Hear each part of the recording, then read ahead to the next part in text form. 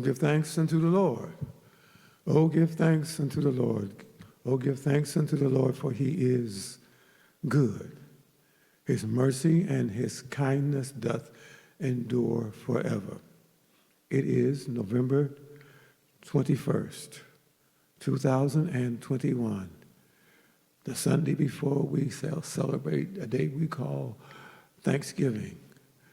Thanksgiving, the day that is a holiday that is made by man, but Thanksgiving is a day that every Christian has every day of our lives. We thank God for this opportunity once and again to be assembled in cyberspace, to be assembled to teach God's word, to be assembled to listen to God's word being taught.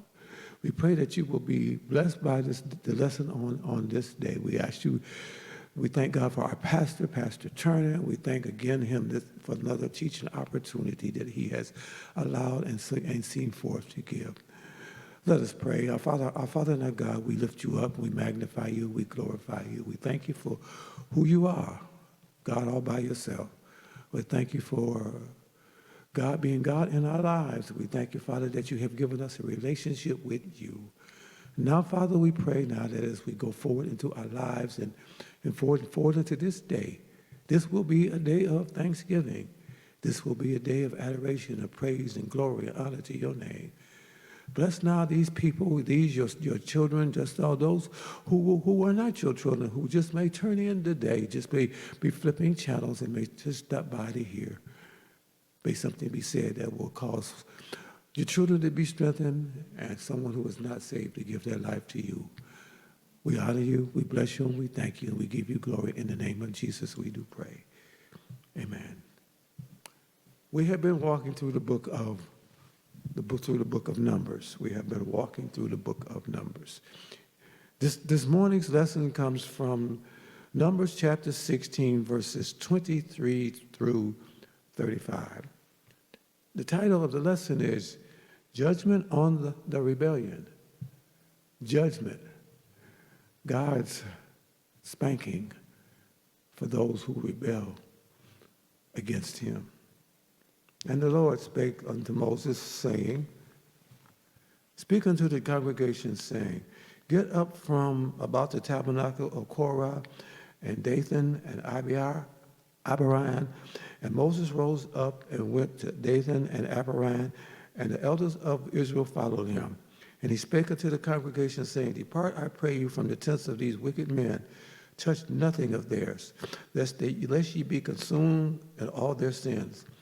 So they gat up from the tabernacle of Korah, Dathan, and Abiram on every side.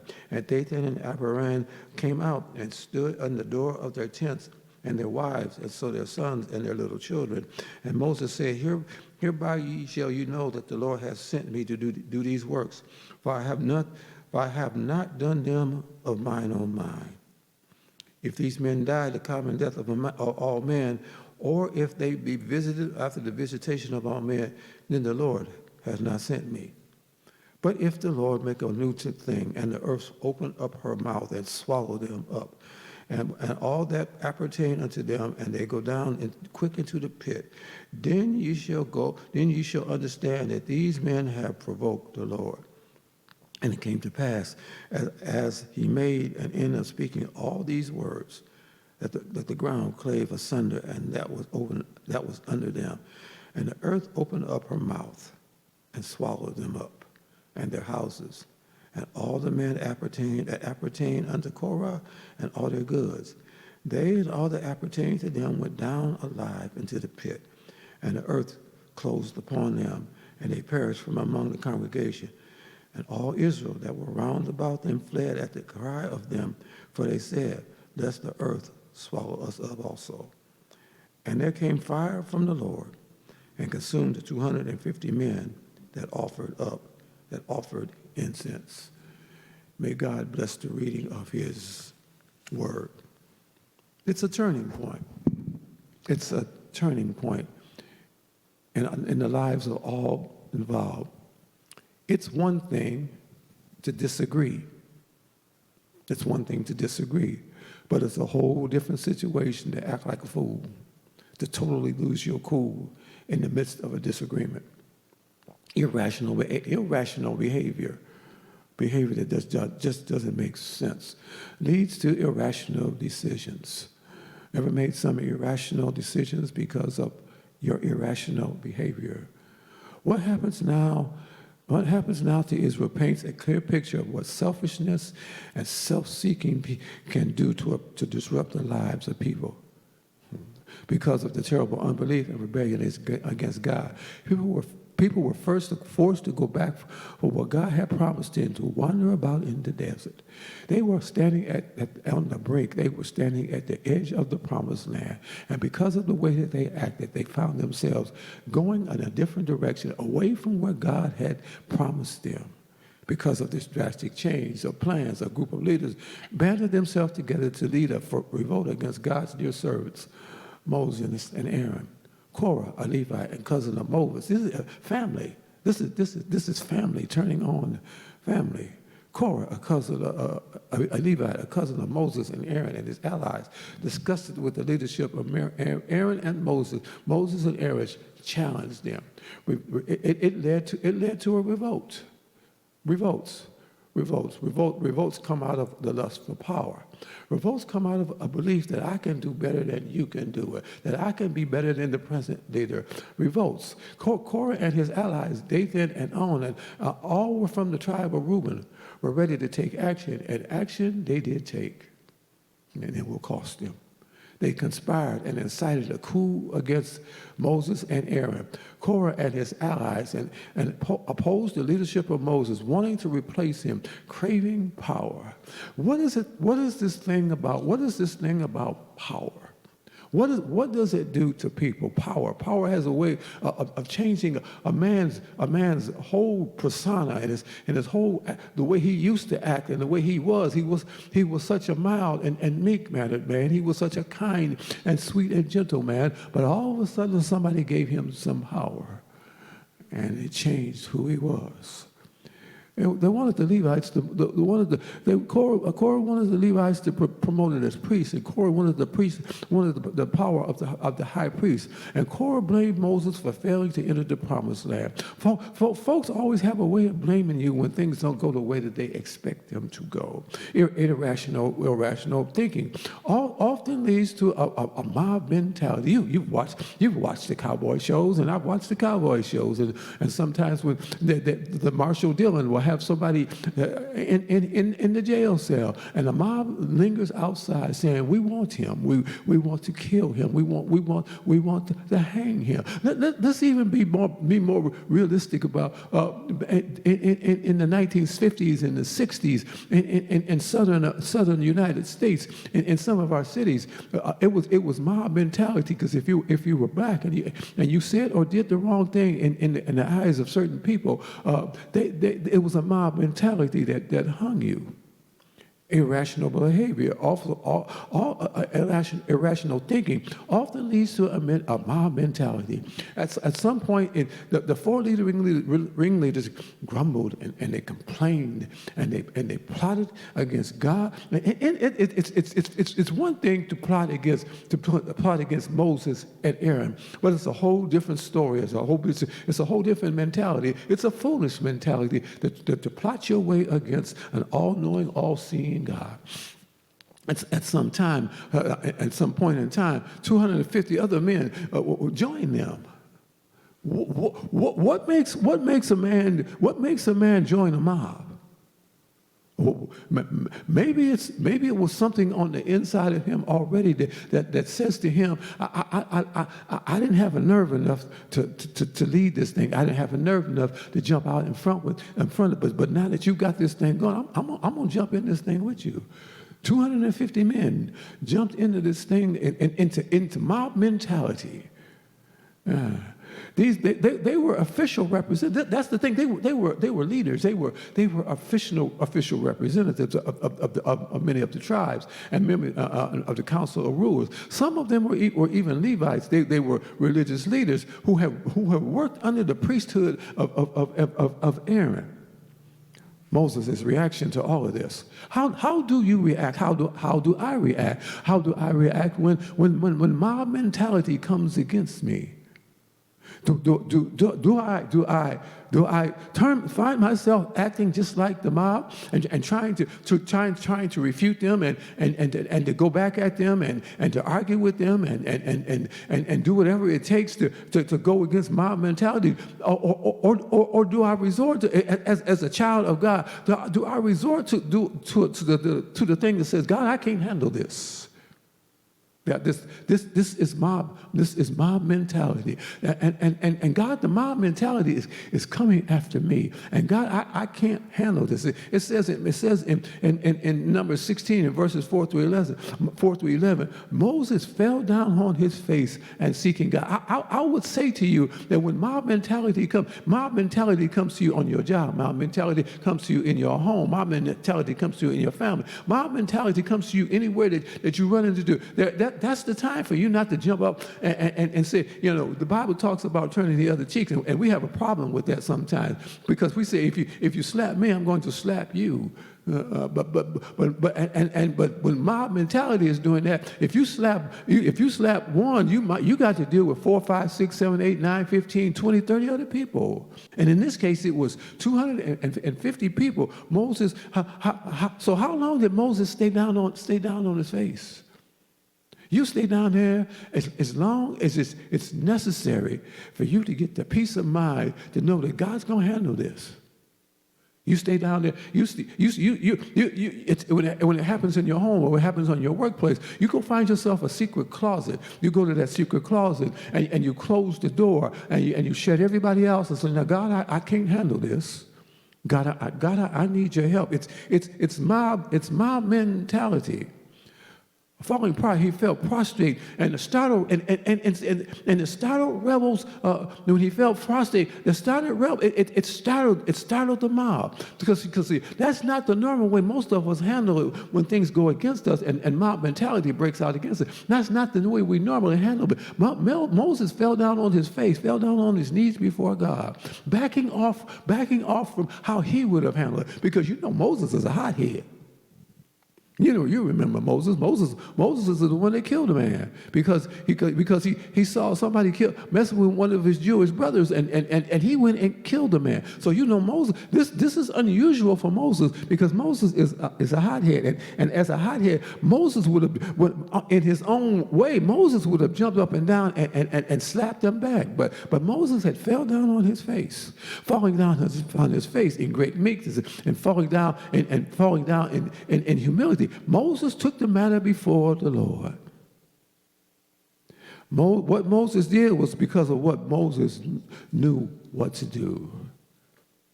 He posed a challenge to Korah in verses 5 through 7 of chapter number 16. And he just suggested a test by fire, to let the Lord choose his own leader. To let the Lord point out his own leader. To let the Lord say to show who's really in charge. To let the Lord show who really belongs to God and who could approach and who really doesn't. The test by fire was simple. They would all prove themselves by taking censers and burning incense before the Lord. And what Moses knew was only the priests were allowed to burn incense before the Lord. So this would give God a dramatic opportunity to show who was in charge, who God had put in charge. What Moses remembered that many of them had forgotten, was the two priests, Nadab and Abihu, had offered up strange fire. And in burning the strange fire, God struck them dead immediately. Yeah. Let me say this. If you got a scripture in your head when the situation occurs, and that scripture tells you how to handle this, that's what you do. After you get up from off of your knees, and the Lord tells you, this is how I want you to handle this. I don't want you cussing. I don't want you fussing. I don't want you reaching for your knife, reaching for your gun. I don't want you doing any of that. This is how I want you to handle this. God will give you a way to handle mob mentality. The obvious results was the trial by fire was set, and Korah, his allies, were accepted the challenge. And now the Lord would dramatically show his leaders who his leaders were. The challenge to Korah and his allies was repeated in verses 16 through 17 of Numbers chapter 16. And they were all to approach the Lord the next day, and every man was to take his incense and put it in, and all 250 of his men. And the test by fire took place at the entrance of the tabernacle. It was there that God would choose the men who were to be his leaders. And the response from the Lord was sudden, but it was also immediate. And immediate. The glory of the Lord flashed and burst forward, visible to everyone. God has a way. God has a way. God has a way of getting your attention. God has a way of letting you know what he wants and what he does not want. The Lord addressed Moses and Aaron, and his message was clear, spelling out the doom for all the people. So the Lord threatened to destroy the entire nation all at once, to verses 20 and 21. But not only were these rebels to be destroyed, but the whole nation, God was going to say, zip, boom, bye, you're gone, you're out of here. The response of Moses was also immediate. Lord, please don't. When somebody hurts you, when somebody really hurts you, I'm not talking about they stubbed your toe. When they really hurt you, they hurt you deep down inside. Will you say, Lord, please don't? Please don't, Lord. Please don't. Please don't. I'm your child, and Lord, they messed up, but Lord, please don't hurt them. I'm reminded of a story that the late pastor Lyndall Brady told one time about some people who were giving him a hard time in a building project, and he said that the Lord came to him and told him, "I'm gonna take them out. I'm gonna take them out. I'm gonna deal with them." And what happened, Pastor Brady said, "Lord, please. Please don't do it. It's all right. It's okay. You don't have to do that. Please don't do that."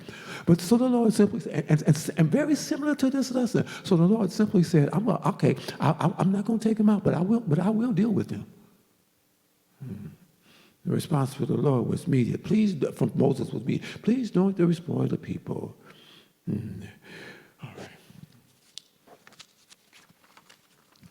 All right. Yes, Lord.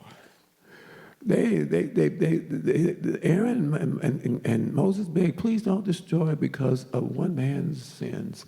So God simply tells Moses, go deliver my message of judgment. It's God's handling of haters. Haters. They can't stand the ground. They can't stand the ground you walk on. Haters. They can't stand to hear you talk. Haters. Anything you come up with, they'll find something wrong with. Haters. Deuteronomy 32 and 35. To me belongeth vengeance and recompense. Their foot shall slide in due time, for the day of their calamity is in hand, and the things that come upon them make haste.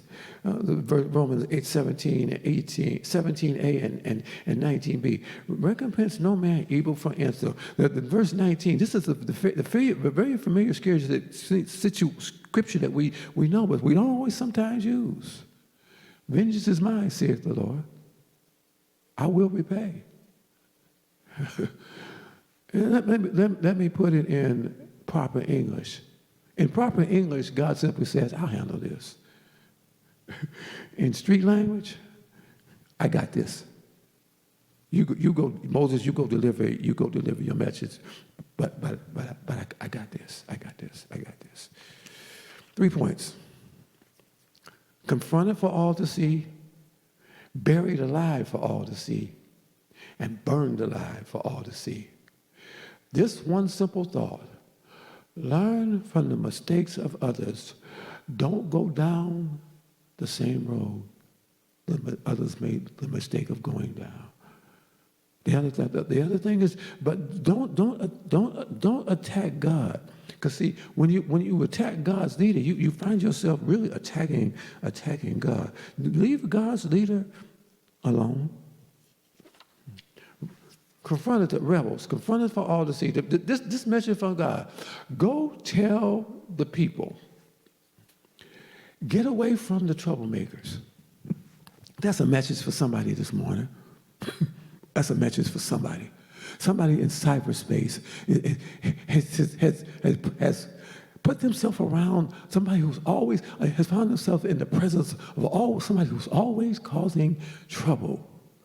And God is sending a message to you through somebody else. Go tell Johnny. Go tell Deacon. Go tell Pastor. Go tell the choir member. Go tell your aunt and your uncle. Go tell your cousin. Go tell your mama and your daddy.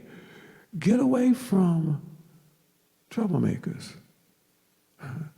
In verse 23, and the Lord spake unto Moses, saying, speak unto the congregation, get you up from the tabernacle of Korah, Dathan, and Abiram. Speak to the community. Speak to the community. Say to them, move away from them. Say to the congregation, get away from the dwelling. Get away from them. Get away from the ground. Get away from even being around them. Get away from the dwelling place. Get away from being in close proximity with them. Get away from them. King James verses uses the word tabernacle to convey the sense that these three men had made idols of themselves. They had made idols of themselves. They thought they were all that and 3 bags of chips. It's the warning. It's God's message of what he's about to do. I would venture to say that somewhere in cyberspace today, God is sending somebody a warning. It's about what God is about to do. And there's a person that's going to come to you, and they're going to tell you, you might not want to do that. You might want to leave that thing alone. There are things that God tells his leaders about what he is about to do. Sometimes we say, and we think the pastor don't know what he's talking about, or the preacher doesn't know what he's talking about, or the Sunday school teacher doesn't know what he's talking about. And God is simply saying, I've already told them some things. I've already talked to them. There are things that God will share with his leaders that you don't even know that he has shared. Now listen to Pastor Turner one time talk about how sometimes when he's asking somebody about how are you doing, he's simply asking because God's already told him a couple of things that's going on in your life, and he's simply asking just to see where you are and see how you're handling. The person that God sends is the person positioned, the person that God puts in place for the moment. There's a moment in all our lives when we need somebody to come and warn us. Heed the times when God sends the warning. So what has God warned you about in the past? Or maybe what is God warning you about now? In the present, there is the warning for the now, but there is in the present there's the warning for the now, but there is also the warning for the future. Because you can't do anything about the past, the mistakes of the past. They're gone. But sometimes God will simply say to you that this is where you are now, and if you do this today, this is what's going to happen. But and this is where you are now, and down the road, if you continue to do what you're doing, this is also what's going to happen. It's the warning. And just like in Old Testament times, please don't ignore the warnings. Please don't think that when somebody tells you, you know what you're talking about. Well, you know what they did to me. Irregardless of what you think I know, and irregardless of what they listen to God's warning. You've heard jokes about people. Oh, what did God's voice say? What did it sound like? Oh, you can make jokes all you want, but God's warning. Or maybe it's a sarcastic thing I heard from a couple of brothers years ago. He puts his pants on just like I do. I'm a man just like he is. Listen to the warning. Example. Let me give you some examples of warning. Don't marry that guy.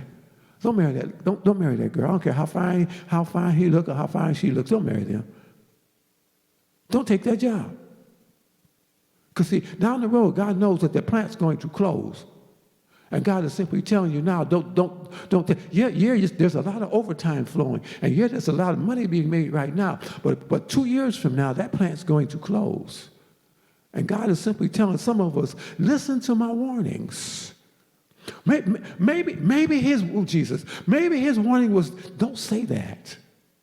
You know, you've heard that still small voice in your mouth say, leave that alone, be quiet, don't ever respond to that. And I've been there, done that, didn't listen, and made a mess out of it. In broken English, the old folks would say, leave that boy alone, leave that girl alone. They mean you no good. Proverbs 3:8. My son, if sinners entice thee, consent thou not. Proverbs 3:15. My son, walk not in the way of them. Refrain from the path of the foot of their path. The people were warned to move back, get out of the way of the presence of these evil men, wicked men. The instructions were strong. They must separate themselves totally from the wicked. The key word in that phrase is totally. Get away from them. Totally. Don't touch anything that is theirs. Totally. Leave it alone. Hearing these words, the people did obey. Hard times. There are times when the warning comes and it hurts because it hurts because it's somebody close to us, somebody that we know, and somebody that it's our mama, it's our daddy, and for most of us, it's our children. When our children mess up and we know what's getting ready to happen to them, and we just can't let it go. And God is simply saying to some of us, step back, because the only way I can reach your child is I've got to put a little spank on his rear end or her rear end. That's the only way I can reach them. So I need you to step out of the way. Get out of God's way when God is doing what he is doing. The message from God, the message from Moses from God was delivered by Moses for all to see. And Moses rose, verse 25, and Moses rode up and went up to Dathan and Abiram, and the elders of Israel followed him. Moses had been prostrate on the ground, as we talked about earlier, and now he did what God told him. And Moses was positioned to be the person of warning. There are times when each one of, see, this is the thing. Most of us don't want to be the person that has to warn somebody. To warn somebody. Most of us don't. Most of us have a way of wanting to step back out of the situation and have nothing to do with it. And sometimes God has put you in the position where you are the only one that this person will listen to. And God simply says, because you're the only one that this person will listen to, you are the one to give them the warning. You can't step back. I put you there. I put you right in this moment, in this season, in their life. I put you standing. I put you running into them in mires. I put you there. I put you with a flat tire, and they stopped to help you on the way. I put you there. I created this situation, and you are the person that I want to talk to them. So do what I tell you to do. Warn them.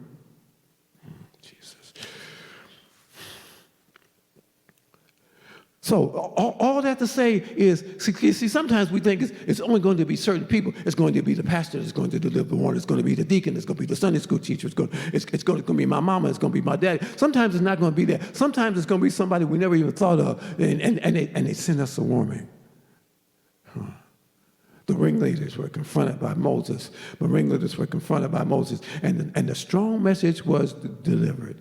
But you know what buoyed Moses up? In the verse it says, and the leaders followed him. Moses had to be buoyed up. Because see, sometimes we need encouragement. Pastor Turner preached on that this past Sunday. On last Sunday. Sometimes we need encouragement. Sometimes we just need to know somebody's on our side. That when we go into this situation, that we are, God's going to help us. Somebody's got my back. God's got somebody that has got my back, and I can't handle this. But I look around and there's 3 or 4 people that I hadn't expected to be there with me, and there they are, and it just buoys you up and it gives you encouragement.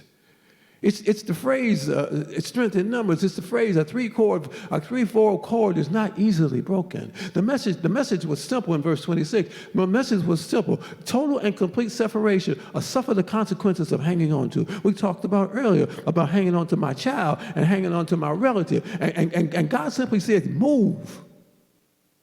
Leave them alone. I'm going back to this. Move.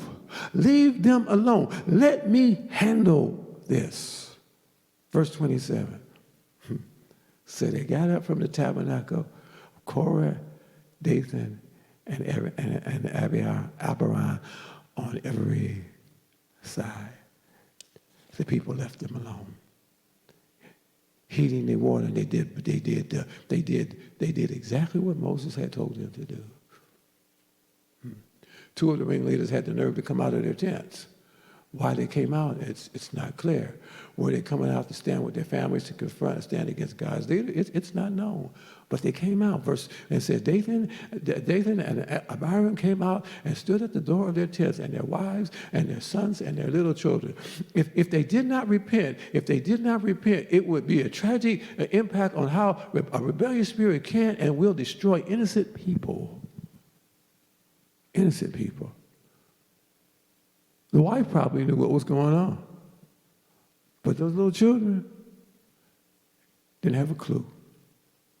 And sometimes our irrational behavior will cost not only your life, but will cost the lives of some innocent folk who had nothing to do with the foolishness that some of us do. It happens at all levels. It happens in any places, home, family, workplaces, church. Look at America right now. It's even happening in America. It's happening in this United States of America, in this country that once was said that we were a God-fearing nation, but it's happening now. It was an opportunity for those who rebelled to repent. That's what warning's about. That's what a warning is about. A warning is about God putting you in a situation where he gives you an opportunity to repent. Repent. To turn from the direction that you're going and go in the complete opposite direction. What you're going is headed straight for trouble, young man, young lady. Where you're going is headed straight for trouble. And God's giving you the opportunity to repent. And he's simply telling you, you're facing east, and I want you to face west. And all I ask you to do is turn your heart to me and to repent. And turn the direction in which you're facing. And turn to that direction and look at me instead of looking at Bubba and Boo Boo and all other. Instead of looking at Sally, Joe, and Jim, instead of looking at them and what they're doing, I want you to turn and look at me. What Moses said was please understand what God is, the direction is God, what God is doing, and the direction that I am following. I am following God's lead. That's why I'm here to warn you.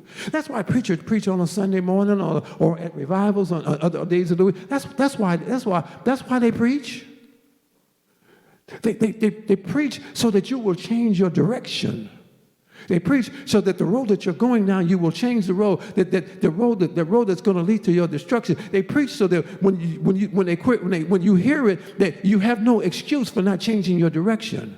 I would say to somebody this morning, I don't know where you're going on, what's going on in your life, but I would say to somebody this morning, somebody in cyberspace right now needs to change their direction. You're headed with both legs on a fast course to hell. Change your direction and turn your direction where you see God, and change your direction where he puts you on. There may be a slow and a methodical course, but you're on your way to heaven now.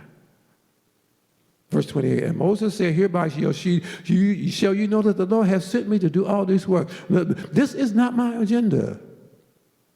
It's not my agenda. All the things that I'm doing right now, it's not my agenda. There are some there are some spiritual leaders right now who would tell you that if they had the opportunity, they wouldn't be doing what they were doing. But God won't let them. He won't let them. He will not let them. He has put his hand on them and told them, this is what you will do. I'm going to use you to warn some people. Moses was courageous and bold, and he declared that God would validate himself, and that God would prove him. Verse 29. So Moses proposed a test, and if these men died the common death of men, if all these men die as all men die, in other words, if they just die like folks die, a natural death. Then if they die a natural death, or if nothing unusual happened, then the Lord has not sent me. But Moses also said he knew that this would prove God that Moses was. This would prove that Moses was not God's choice for the leader. If you died a natural death, if things you just kill over and die, and that's it. But Moses also knew if God's judgment fell in a spectacular way, that it would validate, that it would show and confirm and give evidence that Moses is God's leader. Make no mistake, God's leader. Make no mistake about it, please. God will validate his leader. God will validate his leader. Whether you think he's the right one or she's the right one or not, when God has put his hand on a man or a woman, God will validate his leader. Verse 30. But if the Lord do a new thing, Moses even spelled out exactly what that spectacular thing would be. Judgment was going to be if the earth opened up and swallowed up the rebels. And not only the rebels, but swallowed up all of their belongings. They would go down into the pit, into the grave, into Sheol. They would go down quickly. Then will you know. Does God have to do something spectacular in your life? Does God have to do something spectacular in my life to validate what he wants to do? Or can we just hear his voice say, do this, my servant, do this, my child, do this, and we will accept it as it is? Or does God have to validate us by performing something spectacular? Verse. Then shall ye understand that these men have provoked the Lord. Buried alive. It was immediate, verse 31. It was immediate gratification. Wrong word. Verification. For Moses might have thought it was gratification. Quickly came the judgment. Suddenly and immediately, and as soon as he had finished speaking all the words, the ground opened up. And it came to pass, as he had made up into speaking all his words, that the ground clave asunder that was under them. The ground split open, and the earth swallowed the rebels and their households, and the followers standing with them. Verse 32, the oath opened up her mouth and consumed them and their houses. Everything that pertained to that person, specifically Korah's name is mentioned as the ringleader and of the vote, and his name is mentioned out front. Be careful about being a ringleader of a mess out front. Buried alive. That's a cruel way to die. There's two cool ways to die. And both of them happened in this lesson. Buried alive and burned to death. And both of them happened in this lesson. They suffocated to death. God totally removed any vestige, any clue, any trace of them that the person had ever been present. Verse 33, and all that appertained to them and went down into the pit, and the earth closed upon them, and they perished from among the congregation. Proverbs 16 and 19. These 6 things, let me say it differently. There are 6 things that the Lord hates. Proverbs 16 and 19b. He that soweth discord among the brethren, God can't stand it. God can't stand it. And when you sow discord among the brethren, God hates it so much. God hates it so much that he will remove, he hated it so much in this lesson that he removed the person and all that pertained to that person. And that because that person was a troublemaker. It was the momentary reaction in verse 34. All Israel that round about them cried out and said, for they said, lest the earth swallow us up. The reason I say it was momentary, because, give me a few days. I'll forget about what happened there. When I've got a vindictive spirit, I've got a bitter spirit, I've got a hateful spirit, I'll forget about what happened there. And I'll turn back to my old sinful and wicked ways. Yeah. The last point of this lesson is burnt alive. Jesus. A lightning bolt from heaven, from God's glory, flashed and scorched all of the remainder of the troublemakers.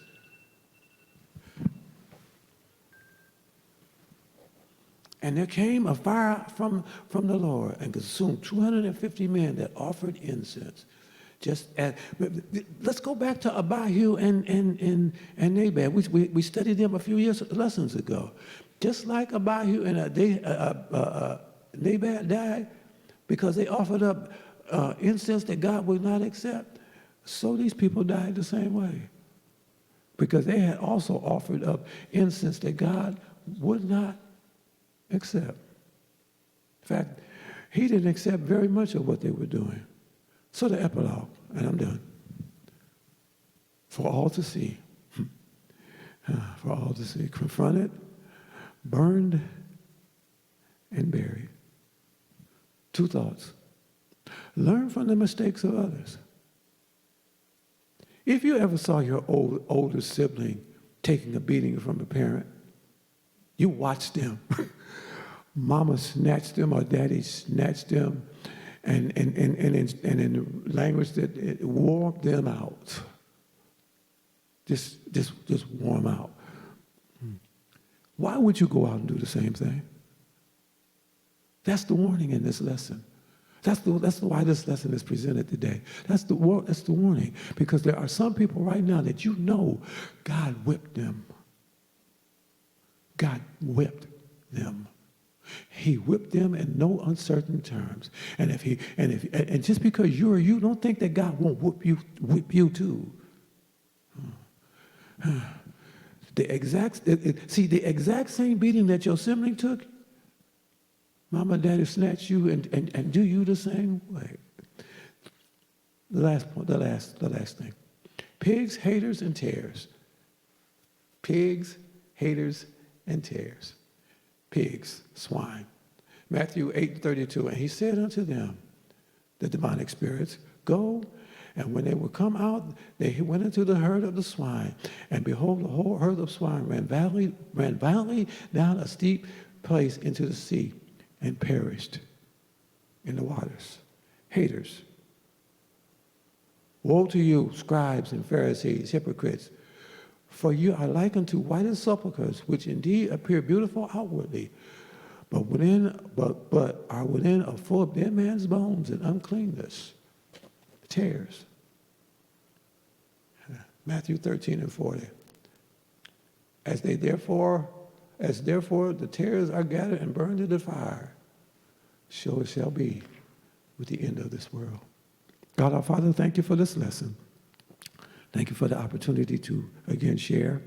Thank you for the opportunity to be used. Now, Father, I pray that somebody, don't know who it is, but somebody, you're warning right now. And I pray that that's whoever that somebody is, they will hear you, that they will listen to you. And instead of turning in the direction that's heading towards destruction, that they will turn from their wicked ways and listen to you and hear you and live a life that brings glory and honor as pleasing unto your name. Bless everyone, bless this opportunity, bless everyone that will hear and everyone that will listen. We honor you, we give you thanks, and we give you glory in Jesus' name. Amen and amen.